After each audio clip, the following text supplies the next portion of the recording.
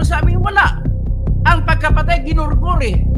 Halos na naggigilitan ng liit. Katarungan para sa tatay mo. Katarungan para kay Gabriel Mejia Flores. Ito ang Istorya Pinas.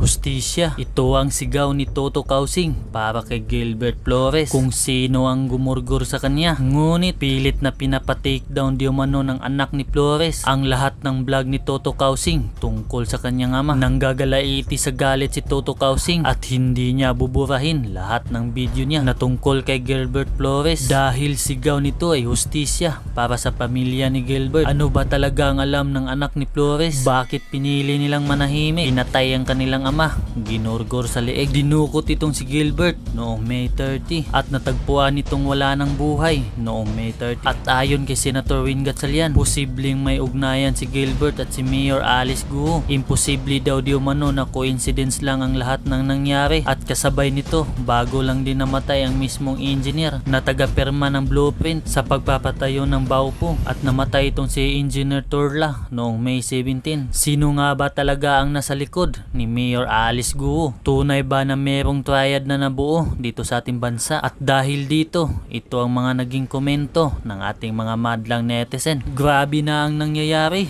Pera at buhay ang katapat para may tago ang lahat. Dapat po Attorney Kausing madocument lahat ng mga revelasyon mo. I suggest gumawa po kayo ng libro katulad ng ginawa ni Waldy Carbonell. May God bless you. Wala man lang lumabas sa mainstream media na tungkol dito. Mga mangmang ang mga anak at pamilya ng namatay dahil dapat magtanong sila kung bakit hindi nakalabas sa news ang nangyari sa ama o kamag-anak nila. Bakit itinago? May pinoprotektahan ba? It's murder. They should want the world to know that their father was murdered and they want justice. Bakit takot sila na patayin ng pamilya ng pinatay? Kasi po yung kalagayan nila ng pamilya ng pinatay. Nanganganib ang buhay nila. Anyways, you are a smart and intelligent man. Nais kong isumbong sa bayan na nagalit sa akin yung anak nung tao na pinatay ng kalagim-lagim na pagkamatayan, na karim-marim na kamatayan ng dahil lamang sa kanyang koneksyon, kanyang naging papel sa buhay ni Alice Guo. Siya po ang itinuro na titistigo sana sa committee ni Win Gatchalian at ni Risa Ontiveros para magsasabi kung paano narehistro yung late registration ng birth certificate o certificate of live birth ni Alice Guo. So, yan ang pag-usapan natin sa ngayon. Bago ang lahat, nais ko muna magpakilala. Ako po si Dr. Toto Bunyog, Dr. Toto Kausing, na pwede niyong sabihin na ako ay sabi ng mga basher ko, lalo na yung mga ayaw bumuto sa akin, si tatakbong senador, na ako'y kalbo. Pero sabi naman ng tatlo kong kapatid na namatay at nanay ko na namatay, ako ay gwapo. Sabi din ng misis ko, ako ay Vin Crudo na vlogger ng Pilipinas. Alright, let's proceed. Ang pag-usapan natin ay yung naisiwalat ko, pangatlong araw na ngayon, nung una na yung tao na ako lamang nakapagpasiwalat na siya ay pinatay. Siya ay pinatay at ang pinatay na to ay si Elmer Mejia, si Gabriel Mejia Flores. Ang koneksyon niya kay Alice Guo, siya po yung tinuturo na nagtumulong kay Alice Guo para maaprubahan ang kanyang tinatawag na late registration. Okay, kung ganoon ang pala ang pangyayari, bakit patayin kung wala siyang kinalaman? Ngayon, okay lang sana kung simpleng patay. Ang problema na matawag mong aksidente, ang problema, karimarim ang pagpatay. So ngayon, ibig sabihin talagang matindi. Sa tingin mo ba, magagalit si Alice Guo sa kanya? Nang dahil lamang sa siya ang magbubulgar, na siya ang sasabihin niya na siya yung nag-assiste kay Alice Guo para ang tawag nito, para maaprubahan ang kanyang late registration? Sa tingin ko, hindi. May malalim na dahilan. Hindi po yun ang dahilan Di ba, Ma'am Pyra Lucas? Parang hindi yan dahilan. Kung ako tanungin mo, mas naniniwala ko ng dahilan dyan ay droga, triad. So, yan po ang aking nakikita. So, ito na ngayon ang panibagong yugto ng war on drugs. Na ang problema sa war on drugs na ito ay mukhang ang namungulo noon ng war on drugs ay siya na ngayon ang nasa likod ng mga droga na lumalabas. Kasi bakit ko nasasabi?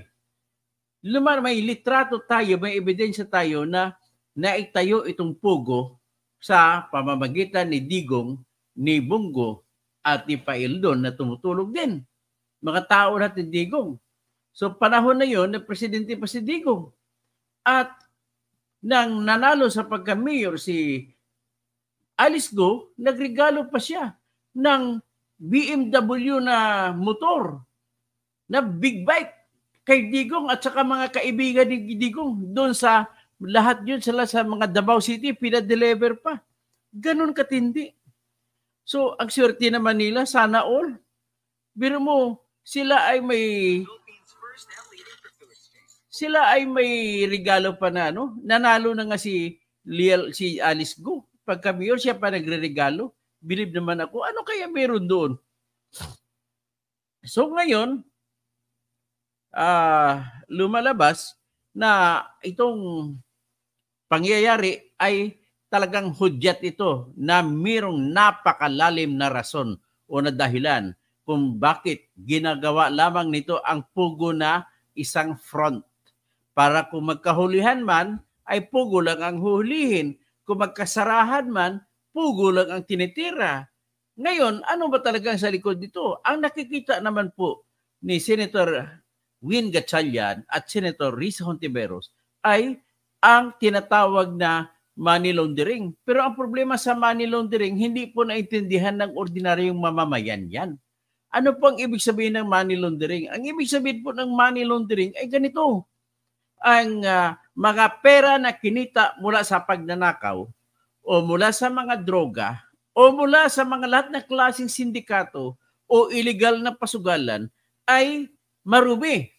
So ano ang gagawin mo ngayon kung ikaw ay may-ari ng pera na yon? Ano ang gagawin mo para magiging katanggap-tanggap sa mamamayan at katanggap-tanggap sa batas?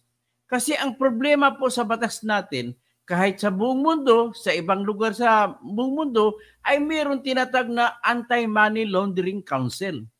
Ano ang trabaho ng Anti-Money Laundering Council? Binuo ito sa bawat bansa sa pamamagitan ng batas ng bawat bansa para harangan yung mga maruruming pera. Pera na ipapadala para sa terorismo, pera na nanggaling sa masama at lilinisin mo. Kunwari, ipasok mo sa negosyo at lalabas na ngayon malinis. Pera na kagaya niya na ipinasok sa mga simbahan, kagaya kay Kibuloy. So, pwedeng mangyari na ang ninakaw na pera ni Digong ay sa kanyang confidential fund ay inilagak, itinabi, itinago doon sa kay Kibuloy na simbahan. At syempre, pag naitago na, nagkapangalan na ng simbahan, malinis na tingnan. Pwede na ngayon kukunin. Kunwari, gagawa ng diskarte, nagkaroon ng kontrata si Kibuloy, yung simbahan niya kay Duterte para ibalik yung pera. Ganun o, ang mga diskarte. Kunwari, may sweldo na malaki. Kunwari, may project, kaya napagawa sila ng kingdom. Kunwari, ang kontraktor ay si Digong Duterte.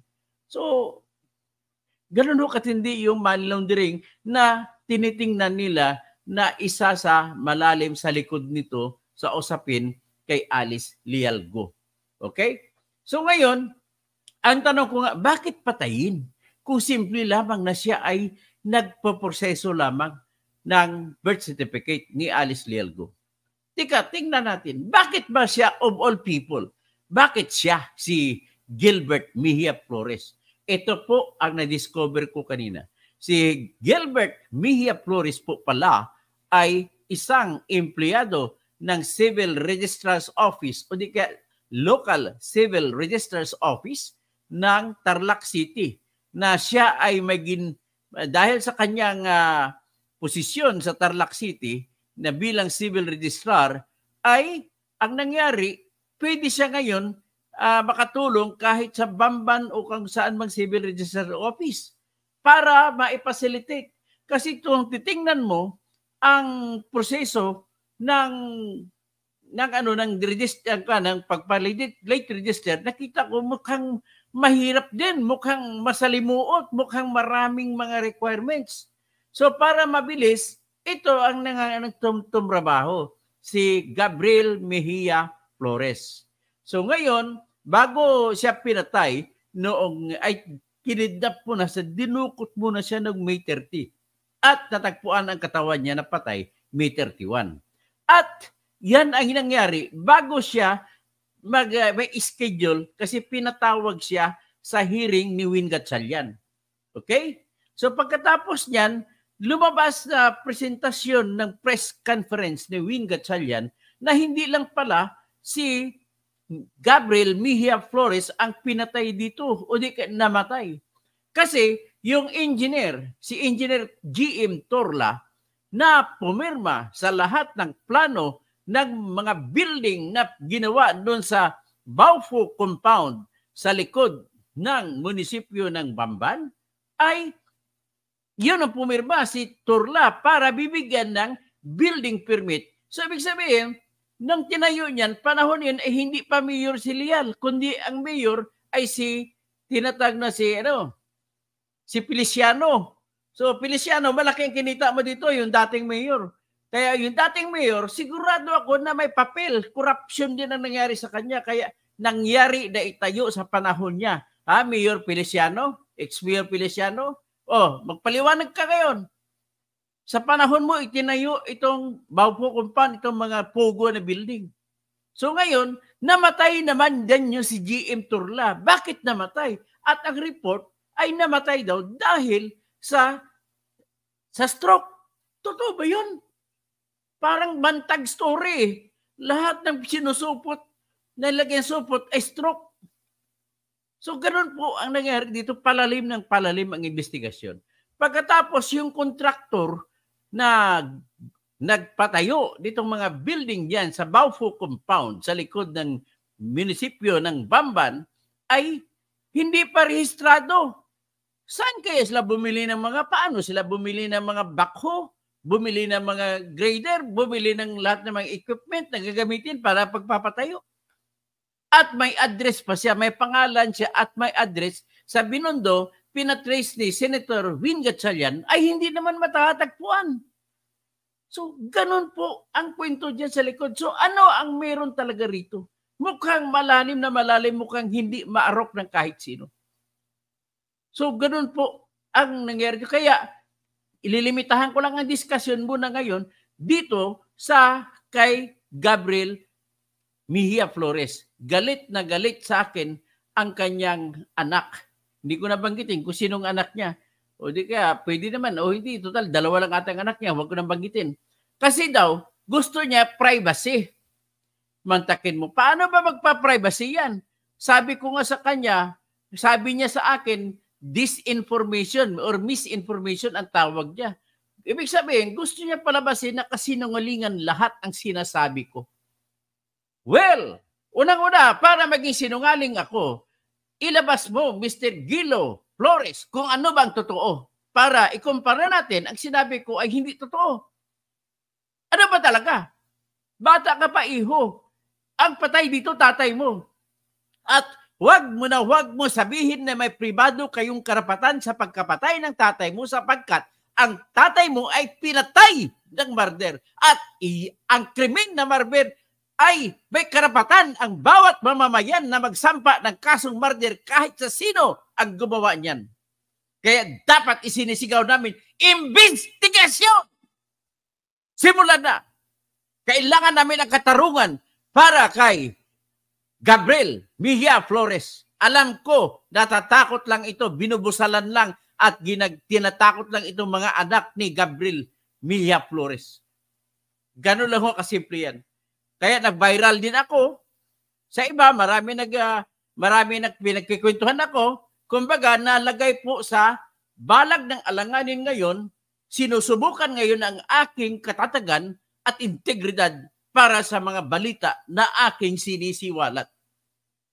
Biro mo, anak mismo ng pinatay na si Gabriel Mejia Flores na nagsasabi na hindi totoo raw ang aking sinabi na ang kanyang tatay ay siya yung nag-facilitate o nagtulong kay Alice Go para matapos o maproseso ang kanyang tinatawag na late registration sa kanyang Certificate of Live Birth. Pagkatapos, wala daw koneksyon sa iyon ang pagkamatay sa tatay niya. Hello? Bakit mo sabing wala? Ang pagkapatay, ginurgur eh. Halos na naggigilitan ng liig. Hindi ko papakita. Siguro, papakita ko mamaya. Mabilisan lang. Nakakatakot. Nakakatakot na mismo ang nangyayari dyan. Ibig sabihin, matindi ang kalaban. Hindi ganun kaliit. Hindi ganun kasimple ang usapin dito. Malalim ito. Ang nakikita ko, triad.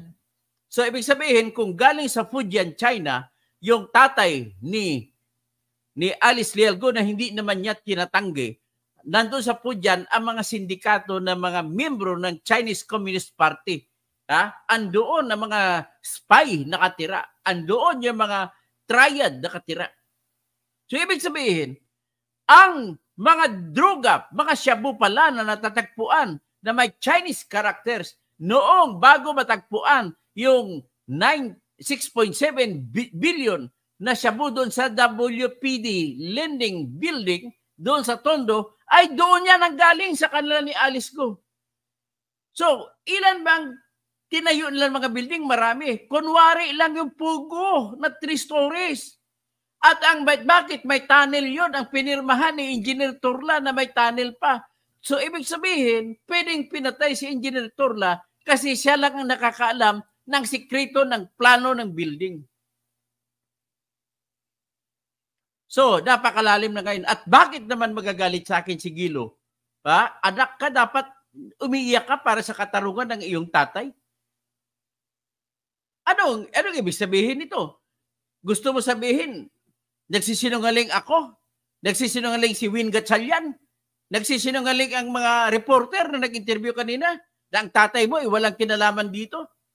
Tandaan mo, bago pinatay ang tatay mo, dinukot mo na yan. At bago dinukot, nalalaman na isasalang pala siya sa pinatawag na siya sa investigasyon ng committee ni Risa Hontiveros at saka ni Win Gatchalian. Kaya hindi nyo ako pwede pa sabihin na ang gusto niya mangyari, i-take down ko daw ang lahat ng vlogs ko patungkol sa tatay niya. Ano ibig sabihin take down? Tanggalin. Bakit mo tatanggalin? Ito yung sigaw ng katarungan. Katarungan para sa tatay mo. Katarungan para kay Gabriel Mejia Flores. Katarungan para sa buong Pilipino. Mga Pilipino, bawat isa sa amin, may karapatan kami na humingi ng katarungan na para maparusahan ang pumatay kay Gabriel Mejia Flores. Ganun lamang po ang aking hinihiling dito. Ganun lamang po ang dahilan kung bakit ako sumisigaw dito. Hindi po basta-basta ito. Nakikita ko na triad ang sa likod nito. Sila, tandaan mo, bago natagpuan na aksidente, yung 6.7 billion na shabu doon sa WPD lendings sa buildings doon sa Tondo, nagkaroon ng hulihan, may 60 kilograms dyan sa Pampanga lahat. Bakit sa Pampanga lahat? Ang tanong ko, bakit sa Pampanga lahat ang shabu na tagpuan? Kasunod, malapit-lapit sa Baguio. Bakit? Ibig sabihin, dyan ang pinanggagalingan ng mga droga. Mayroon pang ni-raid ng isang araw, yung Pugo kuno sa Purak. So, ibig sabihin, kunwari lang yung mga trafficking in women and children. Kunwari lang yung mga pugo-pugo na yan. Ang totoong dahilan, bakit may tunnel ang dinisenyong building? Ang totoong dahilan, paggawaan ng droga yan. Yan po. Ay, nako. Mas malalim na ngayon. Kaya, mga pamilya ni Gabriel Mejia Flores, huwag kayo matakot. Isigaw ninyo, pumunta kayo sa Witness Protection Program, tutulungan ko kayo para kayo magsalita. Para kayo, wala naman kayo ibang gagawin, kundi magsampa lang, pipirma lang na kami ay nagrereklamo hanggang doon lang. Kasi yung function ng ebidensya, hahanapin pa ng pulis yan. Kaya tinatawagan ko ang lahat ng pulis na mag-imbestiga na. At tanong, bakit pala tinanggal ng Philippine National Police ang lahat ng pulis sa Bamban Tarlac? 50? Ibig sabihin, may patong sila sa droga. Ganun lang yun. Ang problema dito, kaya pasensyahan na tayo, Gilo Flores na anak ni Gabriel Mejia Flores, hindi ko po tatanggalin ang aking mga vlogs tungkol sa tatay mo. Ito ay tulong ko sa inyo, tulong ko sa bayan kasi lahat kami may karapatan, may karapatan kami sumigaw ng katarungan para kay tatay mo. Ang tatay mo ay namatay hindi ng simple, hindi sa sakit na may karapatan kayo na pribado lamang yan, kundi na pinatay siya. Karumal-dumal ang pagpatay sa kanya. Kami na mga tao ay sakop kami ng people of the Philippines. Kaya nga lahat ng kasong krimen ay people of the Philippines ang kalaban. Kaya kasama kami sa people of the Philippines na maghahanap ng katarungan para kay Gabriel Mejia Flores. Tandaan mo yan. Umiyak ka ng umiyak, iyak mo lang yan. Hanggang mawala yung takot mo. Matuto kang tumayo. Ang pumapatay sa bayan natin ay yung takot. Ng takot na hindi naman dapat iniisip na kailangang katakutan. Tandaan nyo, ang kalayaan, karangyaan, kahit anong kabutihan, ay hindi po yan binibigay sa inyong mga inaapi. Pinaglalaban yan ng mga inaapi. Kaya magpaglaban tayo para matatamasa natin ang kasiyahan ng buhay, katahimikan ng buhay, ang katarungan, makukuha natin at ang lahat ng mga tao ay mabuhay ng maayos sa pakikipaglaban sa buhay. So, yan lang ang aking masasabi dito sa ngayon.